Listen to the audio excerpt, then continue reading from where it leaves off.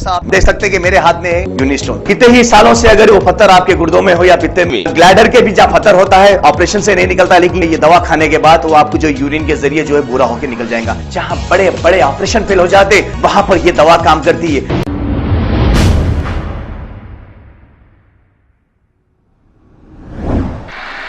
ये एक viral video है, लेकिन बहुत ही अच्छा मैसेज दिया है। जो भी दिया है वो हिंदू भाई का नाम नहीं मालूम, लेकिन बहुत ही अच्छा मैसेज दिया है।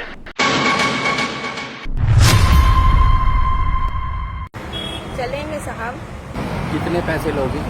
साहब 3 घंटे के 15,000 रुपये दे देंगे। 3 घंटे के 5,000 रुपये दूंगा। अगर आपका मन करे तो बैठिए। ठीक है साहब, चलो।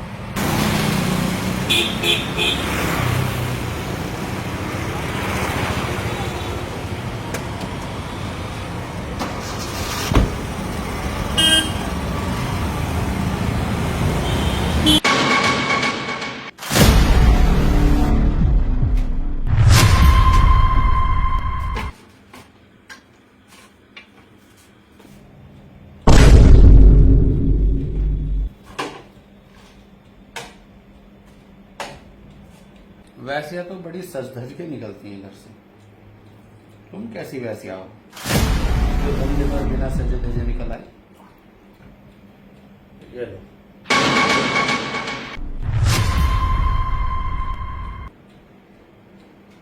तुम्हारे हाथ क्यों कांप रहे हैं? वो साहब, मेरा पहला दिन है आज। मैं वैश्या नहीं हूँ। यही तो मुझे पता है कि तू ऐसा नहीं है। यही तो मैं तेरे मुंह से सुनना चाहता था। ऐसी कौन सी कयामत आ गई कि तुम अपने जिस्म बेचने के लिए तैयार हो गई? क्या तुम्हें अपने खुदा से डर नहीं लगता? साहब, खुदा ने मरना हराम कर रखा है और लोगों ने जीना। रो नहीं, जो मैं पूछ रहा हूं मुझे वो बताओ। साहब, आप अपना काम करो और मुझे मेरे पैसे दे दो। मैं वैसे ही परेशान हूँ साहब, मुझसे इस तरह की बातें मत करो। देखो, तुम्हें डरना नहीं है। मैं तुम्हें किसी गलत काम के लिए नहीं लाया हूं। तुम्हारी इज्जत यहां महफूज है। तुम मुझे अपना भाई समझो।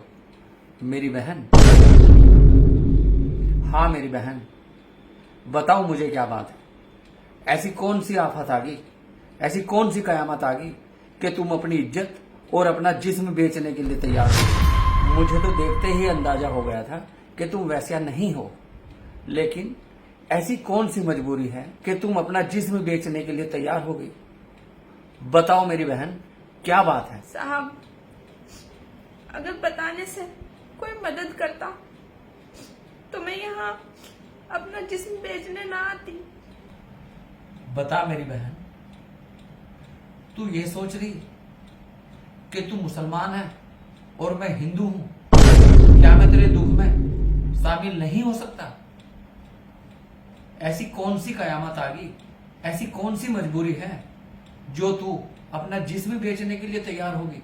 मैं जानना चाहता हूं मेरी बहन। साहब, मैं एक बेवा हूँ। मेरे पति 4 साल पहले एक्सपायर हो गए थे।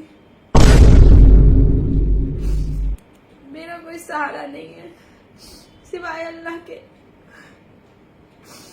मेरे छोटे छोटे बच्चे हैं, मैं ही उनकी देखभाल करती हूँ।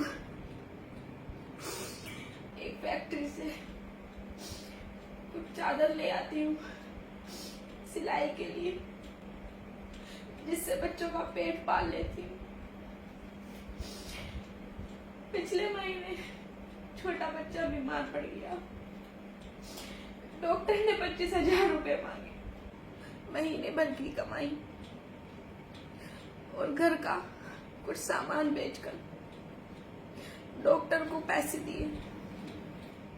इस महीने फिर बच्चा बीमार पड़ गया और डॉक्टर ने 35,000 रुपए मांगे।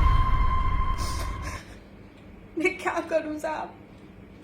डॉक्टर को पैसे दूं या बच्चों को खाना खिलाऊं? क्या करूं मैं?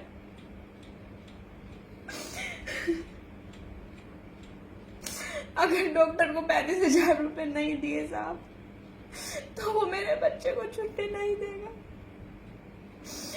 आप ही बताइए साहब, क्या एक माँ ये चाहती है साहब कि वो अपने बच्चे को डॉक्टर के यहाँ मरने के लिए छोड़ दे? आप ही बताइए मैं क्या करूं?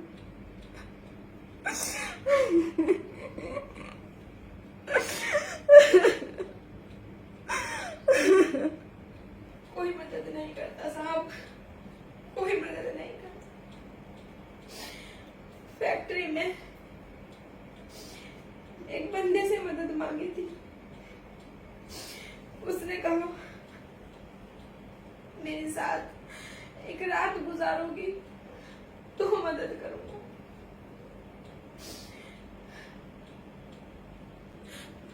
मेरे पास तो इतने भी पैसे नहीं है साहब कि मैं एक वक्त की रोटी खरीद लूं। फिर आप ही बताइए, मैं डॉक्टर को 35,000 रुपए कहां से दूंगी? कहां से लाऊंगी मैं पैसे?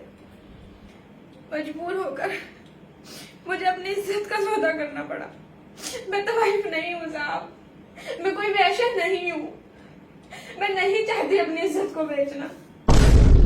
मैं कोई धंधा नहीं करती साहब, मुझे हालात ने धंधे वाली बना दी है।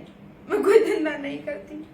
मुझे अपनी इज्जत बेच कर भी, मुझे अपनी इज्जत का सौदा करके भी डॉक्टर को पैसे देने हैं साहब।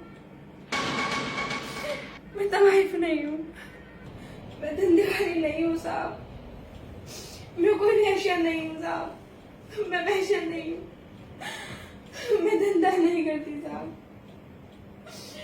साहब मुझे अपनी इज्जत बेचकर भी, अपनी इज्जत का सौदा करके भी डॉक्टर को पैसे देने हैं साहब। साहब ये महंगी दवाइयाँ, ये महंगे डॉक्टर एक माँ बाप को इतना मजबूर कर देती है कि माँ बाप अपनी इज्जत बेचने के लिए तैयार हो जाते हैं साहब। खुदा की कसम, अगर खुद खुशी हराम ना होती तो मैं कब की अपने बच्चों को साथ लेकर मर चुकी होती। मैं कहाँ जाऊं? मैं किसको सुनाऊं अपनी ये बेबसी? मैं क्या करूं? ऐसी जिंदगी से तो अच्छा है कि मैं मर जाऊं।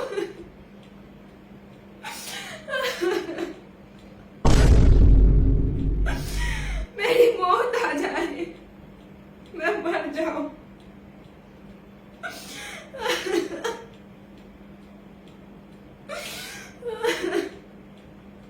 क्या करूं मैं? क्या करूं? मुझे वैश्या बना डाला, मुझे वैश्या बना डाला।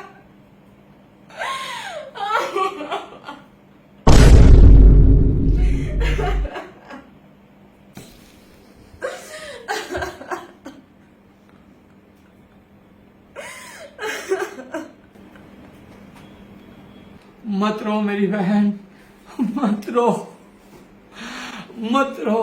तेरी बातें सुनकर मेरा कलेजा फट जाएगा मेरी बहन। बस कर बस। डॉक्टर के लिए मैं तुम्हें पैसे दूंगा और आज से तुम्हारे बच्चों का खर्चा मैं उठाऊंगा। ये 40,000 रुपए है, आप 35,000 रुपए डॉक्टर को दे देना और 5,000 रुपए से अपने घर का राशन डाल लेना मेरी बहन। आज तो तुम्हें वेश्या बनने की कोई जरूरत नहीं है।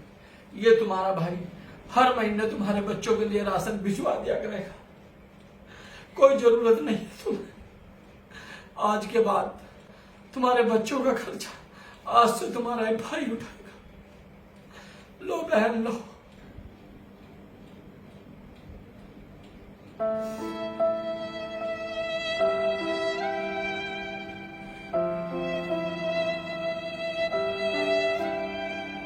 इन महंगी दवाइयों ने और डॉक्टरों ने गरीब लोगों को तोड़ कर रख दिया।